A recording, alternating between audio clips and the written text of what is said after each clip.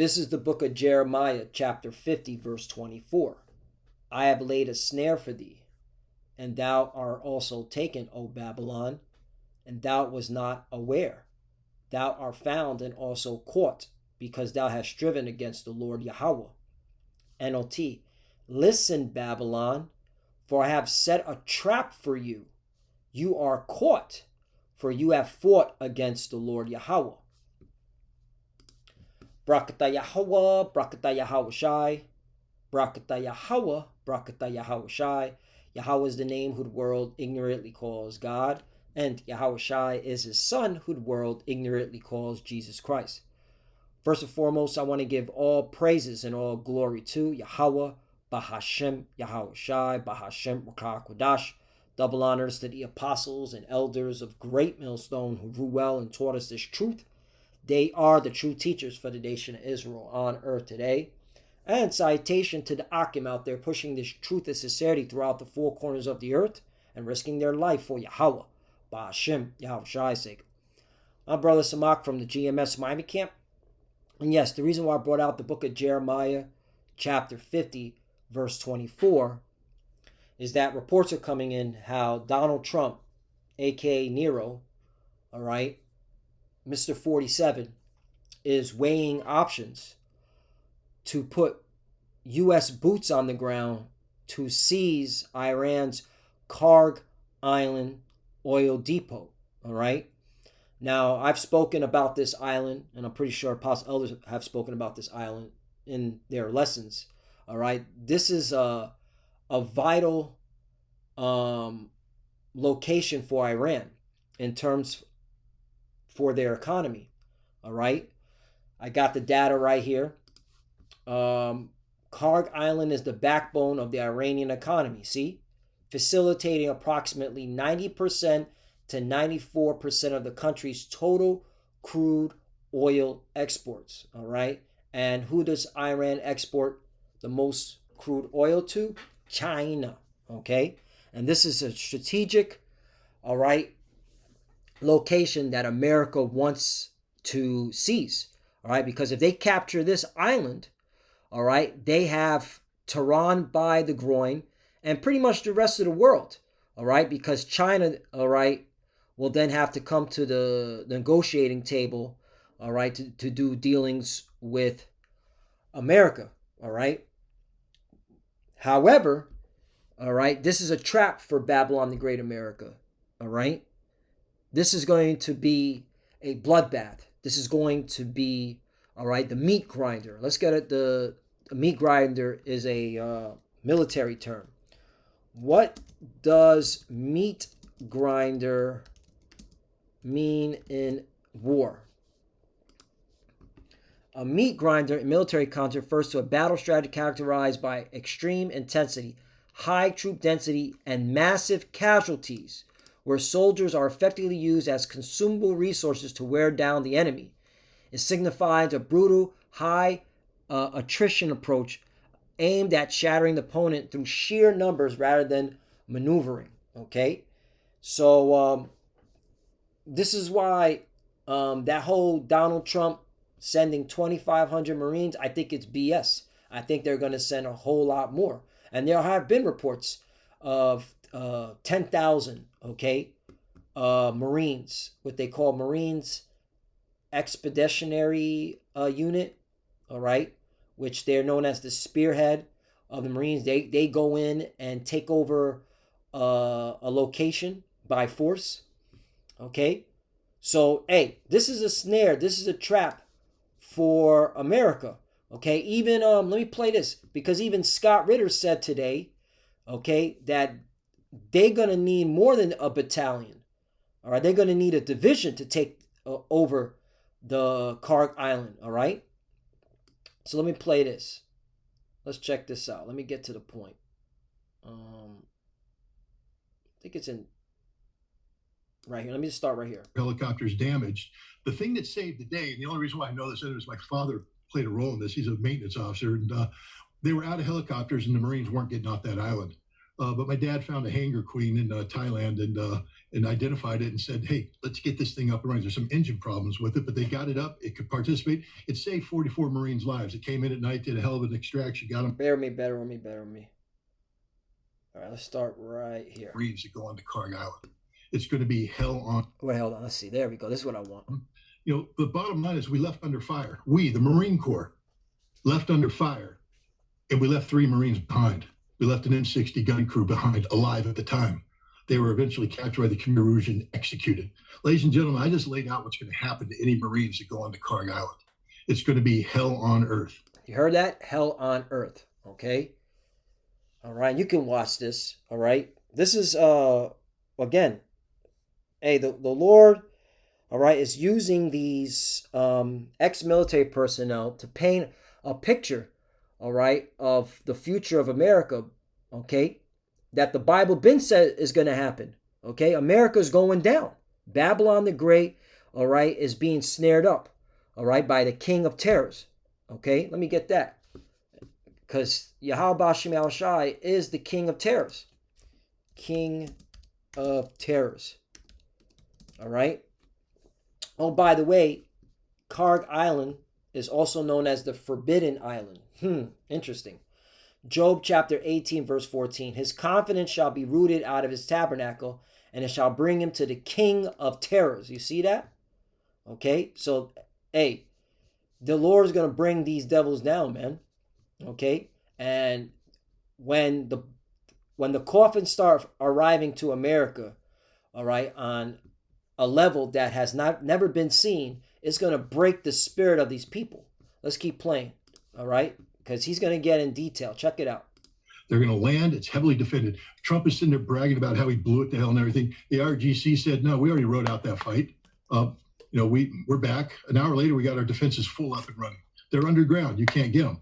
And it's not 5,000 Marines and sailors. The sailors are on a ship. They're not going to do anything. They might have a SEAL detachment that joins, but, the SEALs, Marines, it's still, you're only talking about a battalion landing team. And again, there's been reports about 10,000, okay? But that's not enough, all right? This Kharg Island is about to be a bloodbath, all right? But they're going to go with it, all right? Because it's a very strategic location to dominate the oil supply on the earth. If you take over Kharg Island, all right, you have control over the oil, all right, for all the Asian countries, okay? So, but hey, this is going to be a snare and a trap to America, all right? Because they're not going to get it, all right? Like they think, like that they hope they get it, all right? Because this is a time where America starts to lose big time. We can't do anything with a battalion landing team that's related to this war. In World War II, to take islands, we took Marine divisions to do that, multiple divisions to take islands like Iwo Jima and, Tarawa and Peleliu and all that. Here we got a battalion. A battalion takes a beach. When you do a traditional amphibious assault, Red Beach 1 will be given to, 1 battalion landing team. Red Beach 2 will be given to a second one. And that's just the way it works. So here they're trying to pretend that these Marines can go in and take an island. They can't take an island. They can't even come close to taking an island. In a contested island like this, it will become a graveyard for the 31st MEU. 31st. 31st. Hold up. Wait a minute.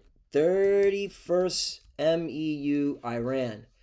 Bro, that's 13. Yeah, this is a sacrifice. They're going to sacrifice these Marines. Holy shit. They're going to put these Marines on a sacrifice. Yeah, because, all right, the left-hand side has to send bodies to Molech. So, yeah, holy shit. 31st Marines. Hey, man. All right, because them Illuminati F-boys, they're into numerology, all right? And 31 is just an inverted, okay, it's a reflection of 13. That's the word I want to use. It's a reflection of 13.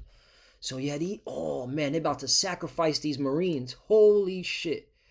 Hey, it is what it is, man, okay? This is what happens, all right? When you trust this devil, you become the devil's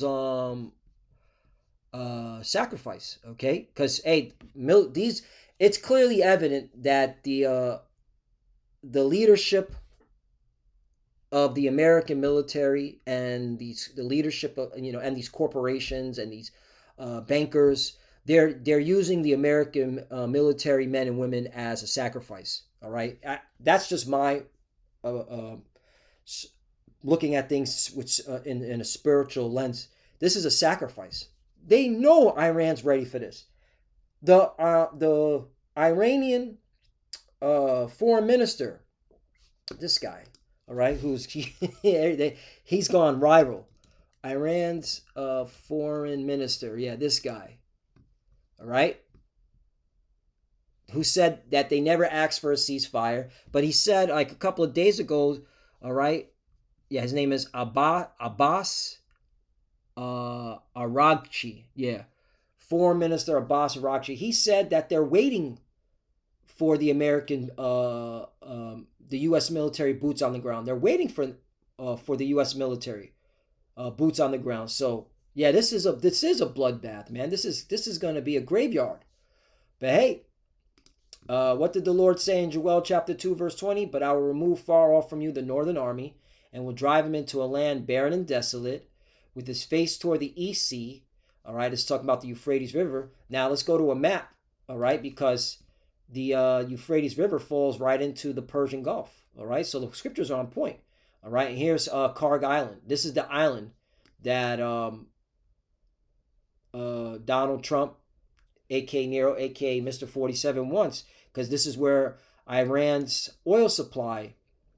This is where they make their money. And again, look, Forbidden Island. The island is called Forbidden Island for a reason. But this is pride, man. Yeah, this is gonna be a bloodbath, and that's how you know there's gonna be not only boots on the ground. There's going to be a draft. There's going to be conscription. So yeah, Joel chapter 2, verse 20, but I'll remove far off from you the northern army, and I will drive him into a land barren and desolate, with his face toward the east sea, and his hinder part toward the utmost sea, and his stink shall come up, and his ill savor shall come up, because he had done great things. Right, okay? And just to break this down real quickly, repetition is the father's skill and the art of remembrance. Face toward the east sea, like I said, is the Euphrates River, which the Euphrates River flows right into the Persian Gulf, or the Western countries, mainly America, call it the Arab Gulf. All right, and then the hinder part is the Red Sea. Okay, but again, this is all done by Yahweh Bashem Yahushai, so that prophecy can be fulfilled. All right, so America can get its judgment. This is a snare and a trap, a snare and a trap, a snare and a trap. All right, let me see if there's any more that Scott Ritter, okay, says. Yeah, and that Gary, was that you're showing? Is that something that's just new? I hadn't seen that yet. Yeah, it was last night on Air Force One. Okay, he basically so just said, "Yeah, you're obnoxious for even asking me about the 5,000 that's Marines." like the actual central question, and that's how we're being treated. I wanted to ask you, related to that also, one of the other things that's under consideration is a lot of people are saying, hey, look, man, we've done this before. The 1987 tanker war. Before today's war with Iran, there was the tanker war. And in 1987-88, during the final years of the Iran-Iraq War, the United States launched Operation Earnest Will, a Navy escort mission to perform oil tankers in the Persian Gulf. Ended up taking out some of the Iran's Navy, and it succeeded. Now, what do you say? Is that a pattern for what can happen today, or is there differences? A completely different environment. The tanker war was a conflict between. Oh, they're cutting them off. Yep. Oh, got a technical glitch there. Yeah, probably the. Hopefully, we'll get that. There we go. Back up. Yeah, the tanker war back then was actually a war not between the United States and Iran, but a war between Iraq and Iran, and they were in the business of preventing oil. Each one of them getting their oil out. So Iran was attacking shipping, taking Iraqi oil. Iraq was attacking. Right, he's talking about the Iran and Iraq war in the 80s, which America was backing Iraq. America was backing Saddam Hussein. See the pattern with America? America always backs particular countries, then later on attacks that particular country they were backing. Okay? Goes to show you how snaky America is, foreign policy. All right? Because they're the ones that gave Saddam all the backing he need to go against Iran. Backing shipping, taking Iran oil. So we came in and escorted shipping in, daring either side to shoot at us, and they wouldn't, because this wasn't a war between. The other thing is Iran's capacity back then were very limited. I mean, they were, 1987, they were already into the seventh year of a horrific war with Iraq, one that had drained their resources. And they just lack capacity. Today, it's the United States that is fighting Iran. So right off the bat, that redefines the whole conflict. The Iranians are now in direct conflict with the United States.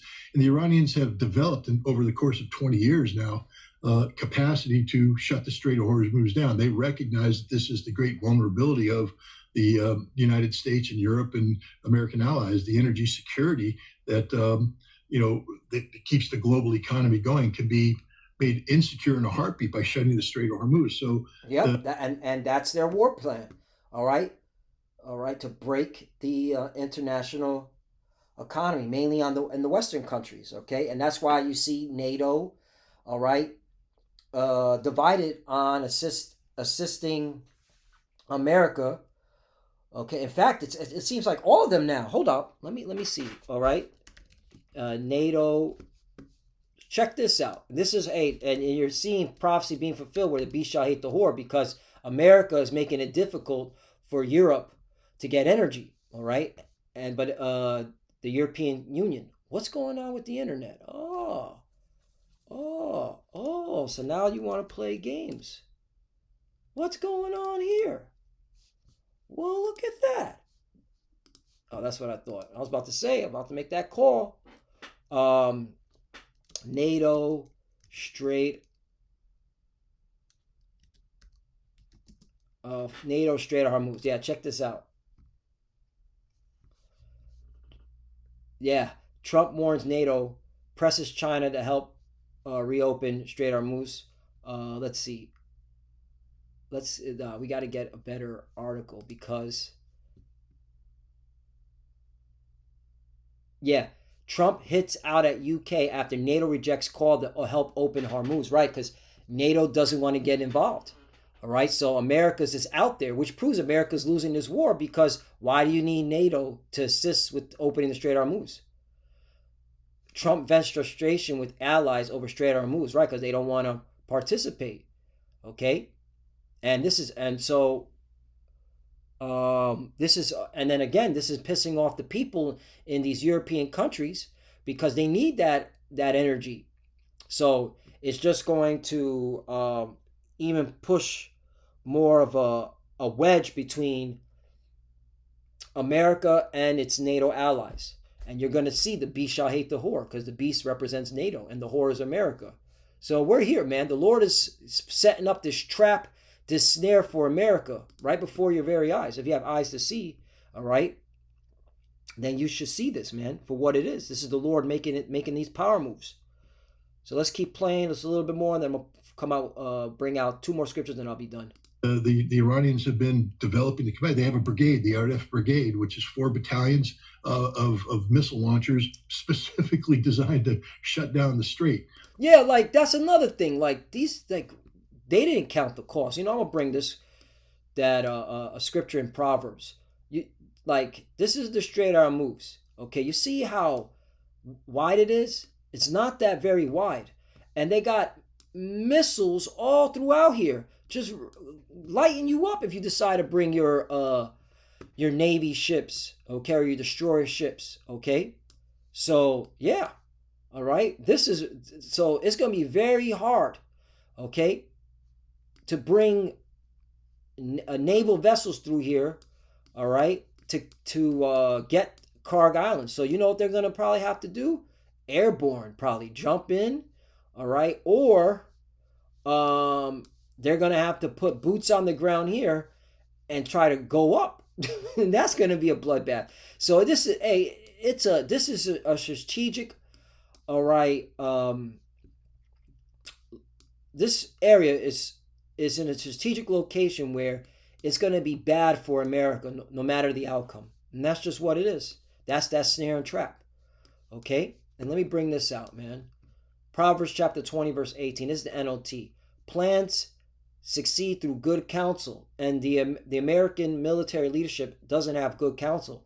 In fact, their counsel is literally being ran by witches and warlocks. All right, and again, I believe in this with the spiritual lens. They want to sacrifice these soldiers, man, to give to Baal. All right, to give to Molech and Baal. Because they worship Canaanite deities. Okay, this is Babylon the Great. Okay, don't go to war without wise advice, right? And they're definitely just doing whatever the hell they want without wise advice. Okay, they don't care. All right, they're not listening to wise advice. They're doing their own thing. So this is to their own demise. So yeah, let me play a little bit more. Oh, this is when he was crashing out, saying basically America lost. They don't need ships. They've got the guys ready on the other side. That's why I said the only way you're going to stop them is to put Marines on the ground and sweep up the coastline, and that's a whole different kind of fight. Like I was saying, they're going to have to sweep up the coastline here. They're going to have to drop the Marines off here and work their way up, which, fuck. This is all fuck for them. Anyway, man, that's enough, man. Hey, you get the point, man. Micah chapter 2, verse 1. Boots on the ground, and then, of course, get ready for conscription. Micah chapter 2, verse 1. Woe to them that devise iniquity and work evil upon their beds. When the morning is light, they practice it because it's in the power of their hand. Right, and this is, all right, the wicked devices, all right, that these devils, these Edomites have been planning, all right? All right, they've been wanting to get Kharg Island. They wanted to get that oil depot, all right? So they can dominate the global oil industry, too. And they covet fields, right? The oil. And take them by violence, right? They're going to have to go in violently. And houses and take them away. So they oppress a man in his house, even a man in his heritage, right? Okay, and these devils have been oppressing us, all right? Stealing our identity, okay? All right? Being nothing but wicked towards our people. That's why the Lord's making sure that your asses go to this war to be judged. 3, therefore thus saith the Lord, behold, against this family, right? Now, if you read this in context, all right, this was talking about the Israelite family, but we can apply this today because the scripture says what was written for our time was written for our learning, right? So now this is going to apply to the Edomite family, okay? Against this family do I devise an evil, from which ye shall not remove your necks, neither shall ye go haughtily, for this time is evil. Right, so the Lord's putting you, all right, in a quagmire where you can't escape. So there's going to be a lot of, dead soldiers. It's just the facts, okay, to go after this, so they could try to, 2 things, all right, sacrifice soldiers and make an attempt to take this land. So again, there's going to be a lot of spoots.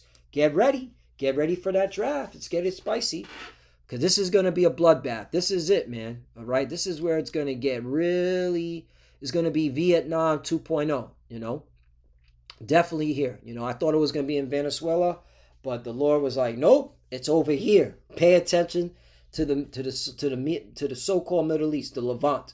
All right. This area right here, man. Okay. The West Asia. Because this is it, man. This is where Armageddon, a mountain of troops. So yeah. So Lord willing is thus edifying. Okay. It's getting spicy. All right. Stay locked in. This is a trap. This is a snare. Okay. For America, for her judgment. And we just calling it how we seeing it. Through the spirit and power of Yahweh B'Shem Yahushai. And with that, we want to give all praises and all glory to Yahweh B'Shem Yahushai, B'Shem Kodash. Double honors to the apostles and elders of Great Millstone who grew well and taught us this truth. They are the true teachers for the nation of Israel on earth today. And citation to the Akim out there pushing this truth and sincerity throughout the 4 corners of the earth and risking their life for Yahweh B'Shem Yahushai's sake. Love you, brothers. Keep enduring, keep the faith, keep pushing, keep fighting, keep studying. Pray without ceasing. Pray for each other. Pray for the apostle elders. We're almost out of here. For the few sisters are watching, keep studying. When you pray, pray, chat, cover. Shalom. We're almost out of here. Shalom.